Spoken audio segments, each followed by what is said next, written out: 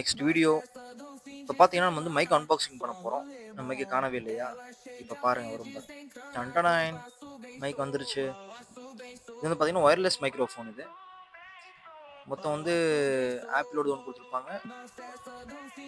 இதில் வந்து free plug and play அப்புறம் 20 மினிட்ஸ் வரைக்கும் பேசிக்கலாம்.